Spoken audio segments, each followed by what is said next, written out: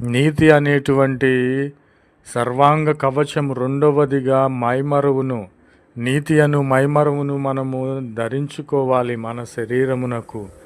ఎందుకంటే మన ప్రాణాత్మ దేహములకు యేసుక్రీస్తు మాత్రమే రక్షణ కనుక మనము నీతిని తప్పుపోకూడదు, నీతిని అనుసరించాలి. నీతిని అనుసరించిన వ్యక్తివైతే నీవు నీతి అను మైమరమును ధరించుకునే వానిగా ఉంటావని ప్రభు పేరట తెలియపరుచున్నాను. కాబట్టి మనము రెండవదిగా నీతి అను మైమరమును మనము ధరించుకోవాలి. ఆమెన్. నా ప్రియమైన సహోదరి సహోదరులారా, మూడవదిగా సిద్ధ మనస్సు అనేటువంటి జోళ్ళు, చెప్పులు మనము తొడుక్కోవాలి.